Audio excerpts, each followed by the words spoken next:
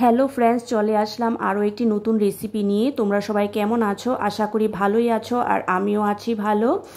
রেসিপিটা হচ্ছে সর্ষে রুই পোস্ত। কিভাবে বানানো হয়েছে সেটাই তোমাদের সাথে শেয়ার করছি। তোমরা ভিডিওটা লাস্ট অবধি দেখো, স্কিপ না করে। আশা করি তোমাদের ভালো লাগবে, পুরোটা দেখো। আর দেখতে পাচ্ছ কালারটা কত সুন্দর এসছে, খুবই টেস্টি হয়েছিল খেতে। যেহেতু ভয়েস ওভার করছি এই জন্য বলছি। তো কিভাবে বানানো হয়েছে সবটাই তোমরা দেখতে থাকো।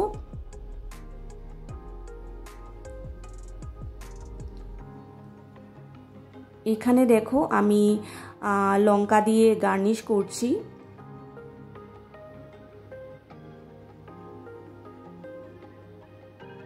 তো চলো কিভাবে বানিয়েছি দেখতে থাকো।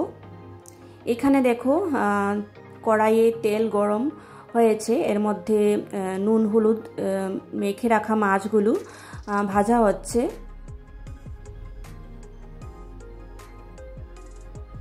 তো মাছ ভাজাটা পুরো দেখালাম না।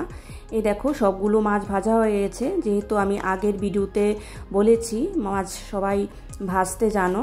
আর এখানে দেখো লঙ্কা বাটা, পেঁয়াজ বাটা আর নারকেল বাটা একসাথে পেস্ট করা হয়েছে। আর এখানে সর্ষে বাটা, পোস্ত বাটা একসাথে বাটা হয়েছে। আর এখানে আছে নুন, হলুদ, আর রান্নাটা সর্ষের তেলে করা হচ্ছে। চলো কিভাবে বানানো হচ্ছে দেখতে থাকো। এখানে মাছ ভাজার তেলেই মশলা পেস্টটা দেওয়া হবে, যেটা পেঁয়াজ বাটা, নারকেল বাটা আর লঙ্কা বাটা ছিল।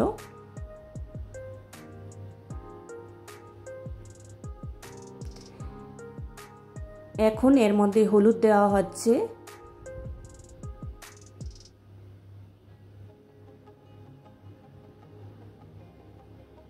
তারপর এর মধ্যে পোস্ত বাটা আর সর্ষে বাটা দেওয়া হয়েছে। এখানে আমি সাদা সর্ষে বাটাটা ইউজ করেছি।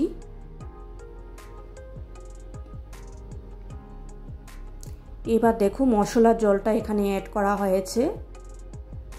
তারপর ভালো করে ড্রাই করে নেব। এখানে নুন দেওয়া হয়েছে।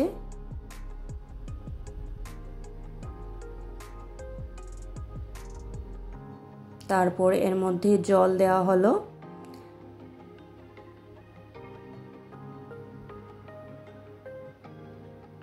এখন দেখো গ্রেভি ফুটে উঠেছে।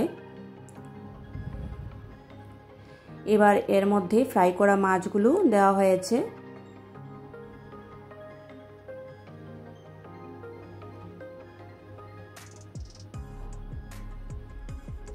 তো সব মাছগুলো দেওয়া হয়েছে।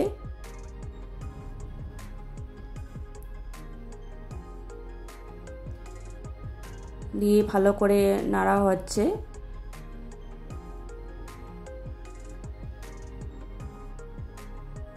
তো দেখতে পাচ্ছ এর মধ্যে আরও একটু নুন অ্যাড করা হয়েছে, নুনটা কম হয়েছে। ঝোলটা এরকমই রাখবো, একটু মাখো মাখো রাখবো।